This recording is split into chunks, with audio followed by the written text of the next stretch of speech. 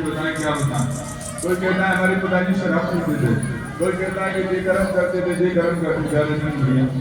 अब उनको यज्ञोपवीत पहनते हैं तो हो गया। अब कथा शुरू हुई। एक ब्राह्मण देवता आए और उन्होंने अपनी कन्या का प्रस्ताव रखा। बोले हम अपनी कन्या का विवाह करना चाहते हैं। तुलसीदास जी ने मना किया, लेकिन लोगों ने सबने स्वीकार किया। बोले हमारे पास में रहने सहने खाने की व्यवस्था नहीं।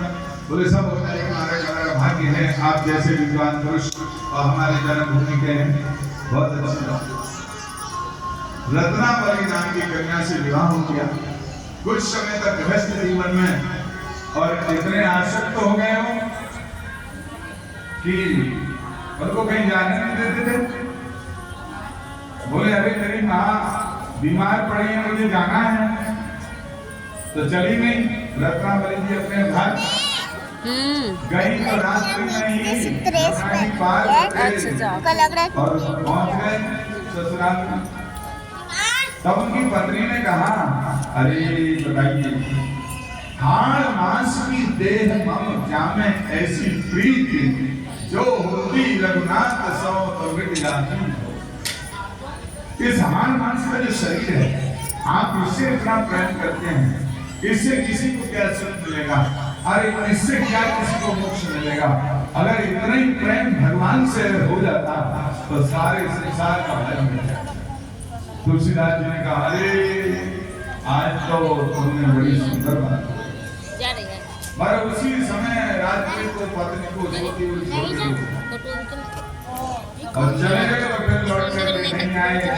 फिर साधना की, भजन किया, रामचरितमानस की रचना की और काशी में रह करके भजन किया। बड़ी प्रसिद्धि हुई।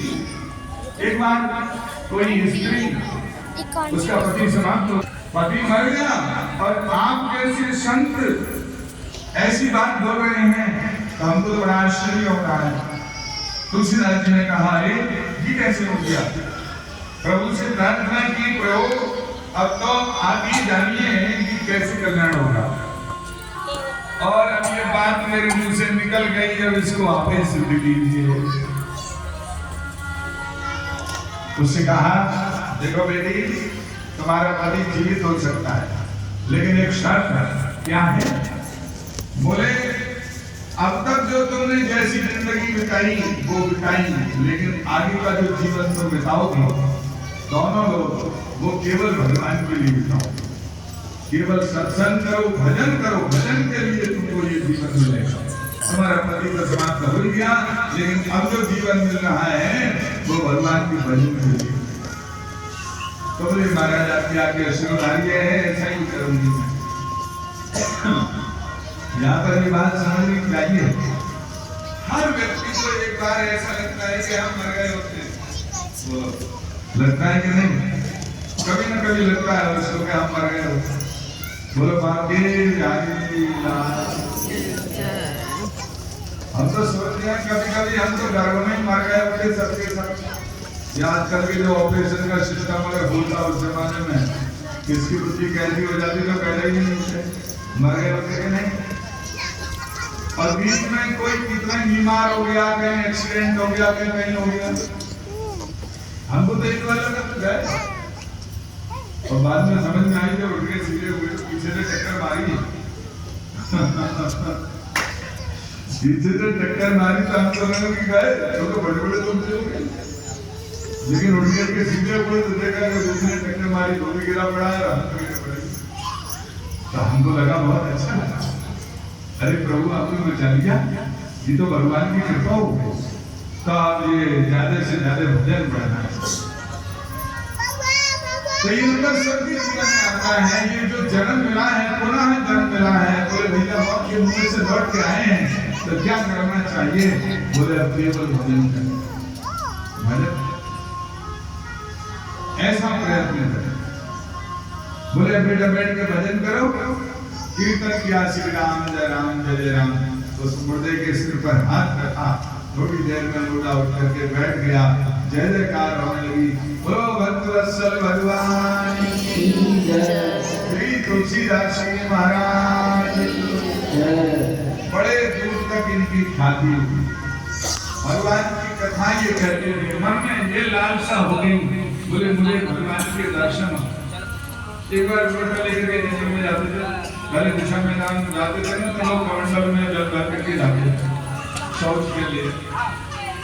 गए तो वहाँ एक पेड़ के नीचे वो जल डालते थे, बच जाता था जल, उसको जल डाल दिया वृक्ष की जड़ में, फालतू जल किस काम का डाल दिया। एक बार वहाँ से आवाज आई, बोले मैं प्रसन्न हूँ, बोलो क्या चाहते हो? उन्होंने बोल करके देखा कोई है तो है नहीं। बोले भाई कौन हो? बोले आपसे मैं बहुत प्रसन्न हो गया। आप तनी सुनाओ इसे मैं सट जाऊंगा तन हाल बोले हमारे सामने तो बोले सामने तो आके हम नहीं आ सकते, क्योंकि आपने इतना भजन किया है, उसके प्रभाव से हम सामने नहीं आ सकते। अच्छा कौन हो? बोले मैं एक प्रेत हूँ। भूत का नाम जानते ना? भूत और भविष्य और वर्तमान। भूत कौन है? जो बीत गया, जो मर गया, वो भूत बन गया। सभी भूत है। एक भूत है, एक महाभूत है, एक पंचभूत है। भूतों की बड़ी विचित्र माया है। तो मैं प्रेत हूँ महाराज, इस वृक्ष पर रहता हूँ। बड़ा प्यासा था, लेकिन आपके स्पर्श किए हुए जल से मुझे बड़ी शांति मिली, मुझे तसल्ली मिली। संत के स्पर्श से जो जल दे दिया जाता, जल तो अपने घर में भी मिल जाएगा। ये प्रसाद है जी, तो अपने दुकान से खरीद लाए, यहाँ पे ला करके रख दिया, तो दुकान पे से प्रसाद बुझाना चाहिए था। पर संत ने उसका स्पर्श कर लिया, भगवान का भोग लग गया, स्पर्श हो गया, तो वो प्रसाद बन गया। अब उसमें करंट आ गया। अब आपके मन और बुद्धि को वो संतुलित करेगा, प्रसन्नता देगा। इसी का नाम प्रसाद है। छुए हुए का भी बहुत महत्व है। कोरोना में किसी को छू लो तो कोरोना दूसरे हो जाएगा कि नहीं, इस बात से समझना चाहिए। लोग बोलते चलते ना, ये बहुत अच्छा हो गया बीच में, क्योंकि लोगों ने कहा अरे पंडित ने जो बात कही वो सही कही है भैया। छूने से बहुत बड़ा प्रभाव पड़ता है, इसलिए हर व्यक्ति को ना तो छूना चाहिए, हर व्यक्ति को, हर किसी को नहीं छूना चाहिए, छूना मना है। बोलो बांके बिहारी की बात। हर व्यक्ति को, हर व्यक्ति के पास में बैठना भी मना है। भैया तुम सुन लो, हम तो कथा करें, तुम जानो तुम्हारा काम का जो करना है सो करो, हम ये किसी को नहीं। लेकिन ये नियम है, शास्त्रीय नियम है, धर्म युक्त नियम है। तो प्रेत ने कहा इस जल से मुझे तृप्ति मिली है, शांति मिली है, आप बताइए। तो बोले हमारी तो एक ही इच्छा है कि हमें हमारे प्रभु का दर्शन करा दो। तो बोले वो तो मैं नहीं करा सकता, तो फिर हमें क्या फायदा मिल जाए? तो बोले नहीं, मैं एक सहायता कर सकता हूँ। क्या सहायता कर सकते हो? बोले हम ऐसे व्यक्ति को बता देंगे जो आपको भगवान का दर्शन करा दे। तो बोले बोल बताओ तो कौन करा देंगे? बोले हनुमान जी महाराज आपको दर्शन करा देंगे। हनुमान जी कहाँ रहते हैं? भूत प्रेतों को पता होता है, जैसे चोरों को पता होता है ना पुलिस कहाँ रहती है, ऐसे ही भूत प्रेतों को भी ये पता होता है कि हनुमान जी कहाँ रहते हैं। भूत पिशाच निकट नहीं आवे,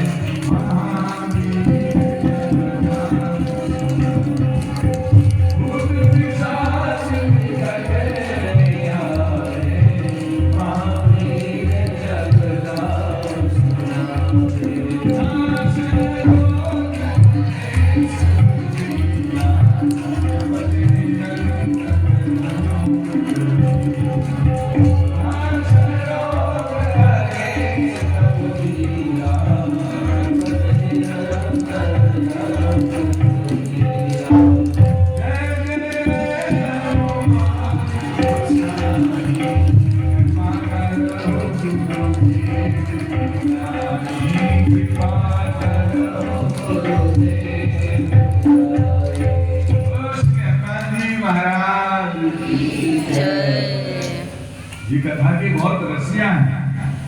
तो हनुमान जी से आप मिलिए, वो दर्शन कराएंगे।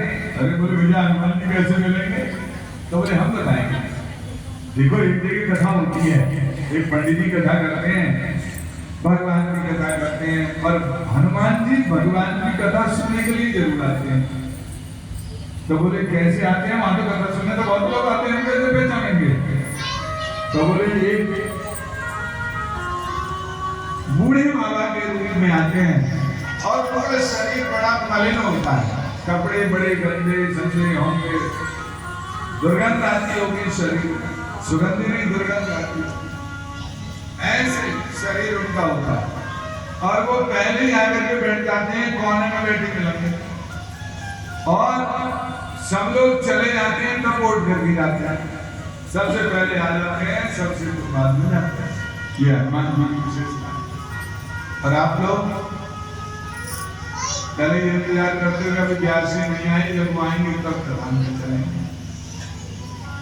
शंभू जी बेचारे इंतजार करते हैं, बोले अकेले व्यास जी को क्या बैठा है, जब श्रोता ही नहीं, तो इसलिए श्रोताओं को पहले आना चाहिए और बाद में जाना चाहिए। लेकिन कोई बात नहीं, आप बाद में चले जाओ, लेकिन टाइम से द्वारा जाना चाहिए। ऐसे हनुमान जी महाराज उतरे कथा के प्रेम में। अच्छा, तो मैं जरूर मिलूंगा। और तुलसीदास जी महाराज पहले व्यास जी से पहले जाकर के पहुंच गए, सबसे पहले पहुंच गए। देखा, हाँ एक बूढ़े बाबा आए तो सही, और जिधर चप्पलें उतरी हुई रहती है ना एक साइड में, वहां जाकर एक कोने में आगे चुपचाप गए। उसके बाद में सब लोग चले गए, कथा शुरू हो गई, समापन हो गई, सब लोग चले गए, और फिर वही रह गए। अब वो चलने को तैयार हुए, तुलसीदास जी ने चरण पकड़ लिए, अरे प्रभु कृपा करो, कृपा करो। बोले अरे दूर आओ, तो दूर आओ, देख नहीं रहे हो हमारे शरीर में इतना भारी रोग हो रहा है, मवाल बह रहा है, दुर्गंध आ रही है, अरे तुमको कोई बीमारी न छू जाए, हट जाओ, हट जाओ, दूर हट जाओ। बोले प्रभु आपके तो नाम से और तमाम बीमारियां दूर हो जाती। मैं आपको पहचान क्या? कहाँ पहचान गए, क्या पहचान गए?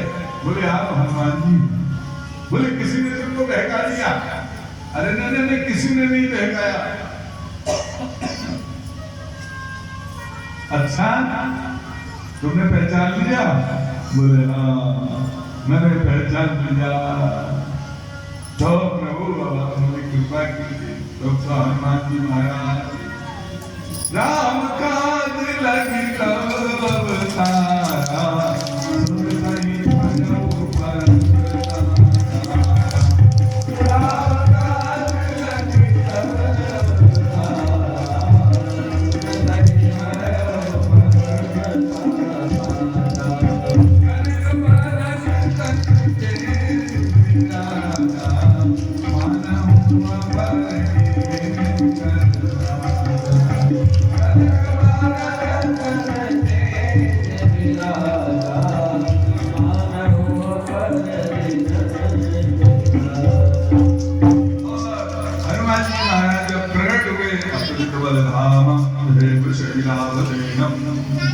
बड़ा सुंदर स्वरूप है श्री हनुमान जी का। जोर से जयकार करो, बोलो श्री हनुमान जी महाराज की जय, भगवान की जय। जोर से बोलो श्री हनुमान जी महाराज की जय, संकट मोचन हनुमान जी महाराज की जय। और बताएं कहाँ दर्शन हुआ? ये दर्शन कहाँ हुआ बताया आपने कि नहीं? काशी जी। काशी जी में जो संकट मोचन हनुमान जी हैं, वही हनुमान जी हैं जो तुलसीदास जी महाराज जी को दर्शन दिया है। और ऐसी मुद्रा में हैं। तुलसीदास जी ने कहा प्रभु अब आप ऐसी कृपा कीजिए कि इसी स्थान पर आप विराजमान हो जाए। तो संकट मोचन हनुमान जी के रूप में हनुमान जी महाराज विराजमान हो गए काशी जी में। आज बहुत बड़ा मेला जैसा लगता है, लोग दर्शन करने जाते हैं काशी में। काशी में जाओ तो हनुमान जी संकट मोचन हनुमान जी का दर्शन करो और भगवान विश्वनाथ का दर्शन करो। अरे आपने बड़ी कृपा की। अच्छा तो बोलो आप क्या चाहते हो? बोले आपकी कृपा हो गई, जय जय जय। कृपा करो गुरुदेव की नहीं, मुझे मेरे प्रभु श्री राम का दर्शन करा दीजिए। आप ही कर सकते हैं। राम दुआरे तुम रखवारे, होत न आज्ञा सिद्ध पैसारे। आपकी आज्ञा के बिना हम खेल जाएं। तो अच्छा, चलो तुम्हारी ऐसी इच्छाएं तो हम दर्शन कराएंगे। आप चित्रकूट जाइए, चित्रकूट में और परिक्रमा कीजिए, कामदगिरि पर्वत की परिक्रमा कीजिए। परिक्रमा करने लगे, परिक्रमा करते करते देखा दो राजकुमार घोड़ों पर बैठ करके आए, एक गौर बन के एक श्याम बन के आए और लेकर के राम राम जय श्री राम बाबा कह करके चले। राजकुमार होंगे घोड़ों पे घूमते रहते हैं, चले। हनुमान जी महाराज आए, बोले कहो दर्शन हो गए? बोले कहाँ दर्शन हुए? अरे बोले दो राजकुमार देखे नहीं? अरे गौर बन श्याम बन। अरे देखी तो थे महाराज, लेकिन मैं भूल गया, मेरे समझ में नहीं आया। लेकिन ये इस दर्शन तो हो गया, लेकिन इस दर्शन से मेरा मन संतुष्ट नहीं। तो अच्छा चले प्रतीक्षा कीजिए। अब एक बार की बात, चित्रकूट में और दर्शन के लिए लोगों का मेला लगा हुआ है। गंगा जी के किनारे मंदाकिनी तुलसीदास की चंदन घिस रहे हैं लगाने के लिए। इतने में दो राजकुमार आए, अब बोले बाबा लाओ हमारे माथे पे चंदन लगा दीजिए। बोले हाँ हाँ आइए आइए, शायद लाओ चंदन लगा देते हैं। अल्लाह हम भी आपके माथे पे चंदन लगा देते हैं। तो इन्होंने भी तुलसीदास जी के माथे पे चंदन लगाया। तुलसी क्या है? चित्रकूट के घाट पे, चित्रकूट के घाट पे भई संतन की भीड़। तुलसीदास चंदन घिसे, तिलक करे रघुवीर। सियावर रामचंद्र की जय।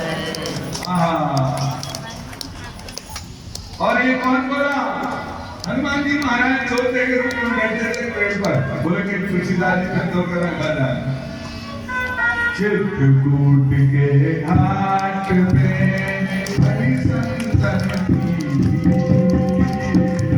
चित्रकूट के घाट पे भई संतन की भीड़।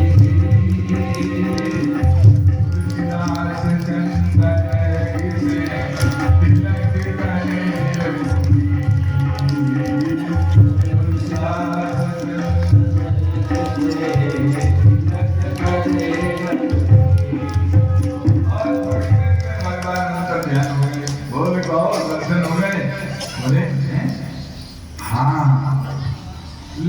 कोई तो थे जो आपको चंदन लगा रहे थे और अपने माथे पे चंदन लगाया। अरे बोले लग तो रहा था इतनी मीठी मीठी मधुर बातें और किसकी हो सकती, लेकिन मेरे मन में संतोष नहीं हुआ। ये लुका छुपी का जो दर्शन है ये हमारे मन को संतुष्ट नहीं करता।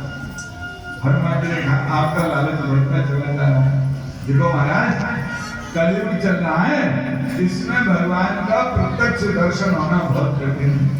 तो ये तो कठिन है, लेकिन आपकी कृपा से तो सब संभव है। तो अच्छा आप ये बताइए कैसा दर्शन करना चाहते हैं? बोले सब पूरे पंचायतन का दर्शन करना चाहता हूँ। तो बोले अच्छा आँख बंद करो। आँख बंद करके आँख बंद करके देखा नीलांबुज श्यामल कोमलांग। बोलो नीलांबुज श्यामल कोमलांग। सीता समारो पितराम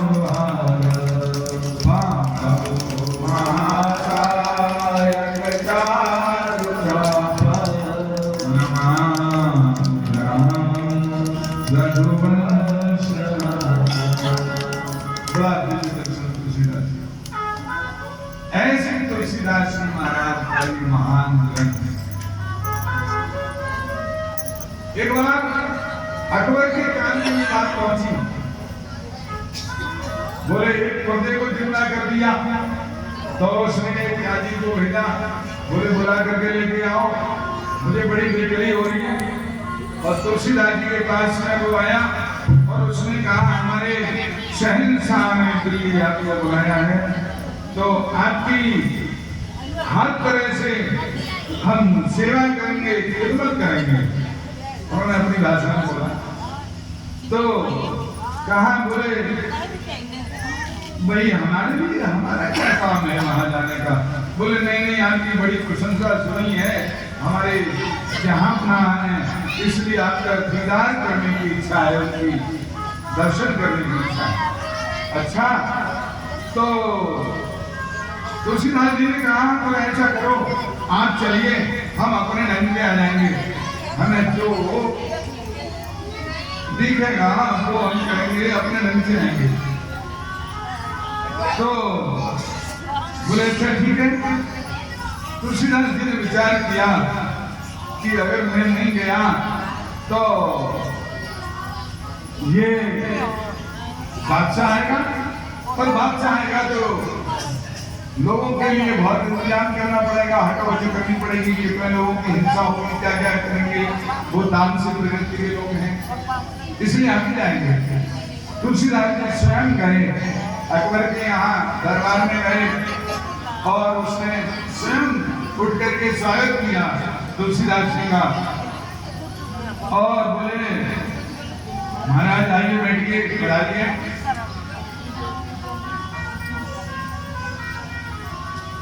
अकबर ने कहा हमने बहुत आपकी तारीफ सुनी है, प्रशंसा सुनी है, आपने एक मुद्दे में जान डालते, आप चमत्कारी फकीर हैं। तो बोले ये तो मेरा कोई चमत्कार नहीं था भैया, मेरे ठाकुर जी का चमत्कार था, मेरे राम जी का चमत्कार था, तो महाराज हम भी कोई चमत्कार देखना चाहते हैं, हमें कोई चमत्कार दिखा दीजिए। बोले हमें कोई चमत्कार नहीं दिखाते, क्योंकि ये तो हमारे ठाकुर जी की इच्छा थी, कुछ हो गया, वरना हम कुछ नहीं करते। बोले नहीं तो ऐसा करिए, आप नहीं दिखा सकते तो आपने भगवान से कह दीजिए, राम जी से कह दीजिए कि वही कोई चमत्कार हमको दिखावे। तो बोले मैं सेवक का कार्य नहीं है कि भगवान को आज्ञा दे कि आप ऐसा ऐसा चमत्कार दिखाओ, इसलिए आप ये नहीं कर सकते।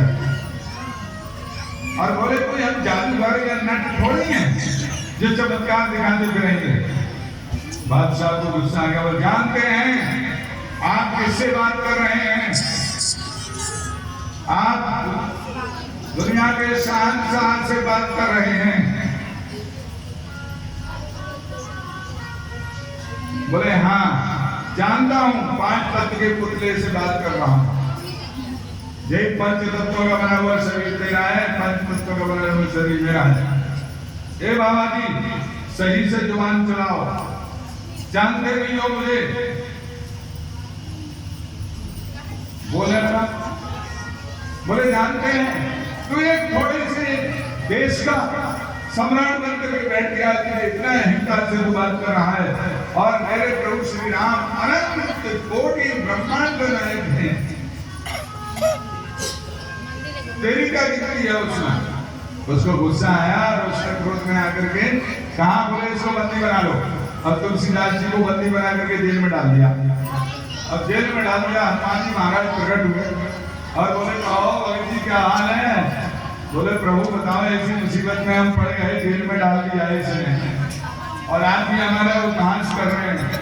बोले नहीं चिंता मत करो, ये दुष्ट आएगा आपके चरणों में प्रणाम करेगा। चमत्कार देखने की बात कह रहा था, मैं दिखाऊंगा इसके लिए चमत्कार। अब हनुमान जी ने अपनी सेना लेकर के आए, तमाम बंदर घुस गए महल में, सब और बंदर ही बंदर घबराया। बोले अरे तो चलाओ, बंदूक चलाओ, मार डालो इन बंदरों के लिए।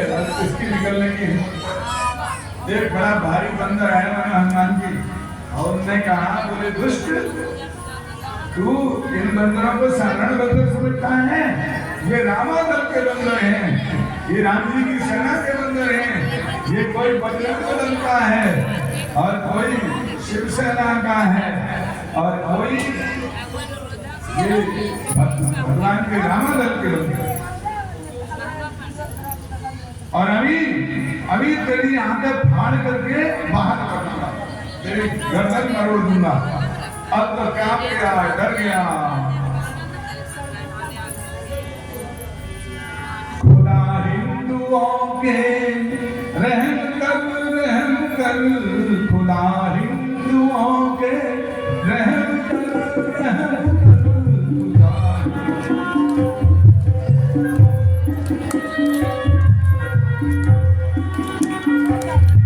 करिश्मों से बर्बादी मेरी खत्म कर, करिश्मों से बर्बादी मेरी खत्म कर।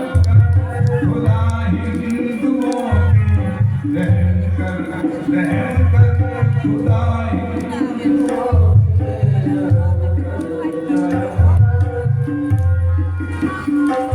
रहम करो, माफ कर दो। हनुमान जी ने कहा अगर तू बचना चाहता है तो उनकी शरण में जा। तुलसीदास जी महाराज को प्रणाम कर, उनसे माफी मांग। तो गया और तुलसीदास जी के चरणों में गिर पड़ा। खता माफ कर दो हे तुलसी गोसाई, खता माफ कर दो हे तुलसी गोसाई।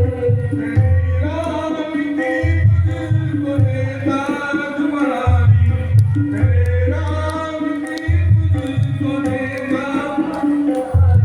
उसी राम के नाम पर ये करम कर, उसी राम के नाम पर ये करम। खुदा हिंदुओं पे रहम कर, खुदा हिंदुओं पे रहम कर। करिश्मों से बर्बादी मेरी खत्म कर, करिश्मों से तुलसीदास जी ने कहा चमत्कार देख लिया और देखना चाहते हो चमत्कार? अरे तू तो कहता था मैं पूरी दुनिया का मालिक हूँ, सब निकल गए, एक भी कह रहा था फांसी पे चढ़ा दूंगा, ये कर दूंगा, वो कर दूंगा। बोले मुझे पता नहीं था, मुझे माफ कर दो। बोले अच्छा, लेकिन तुझे हमारी एक शर्त माननी होगी। क्या? आपकी आज्ञा का पालन होगा।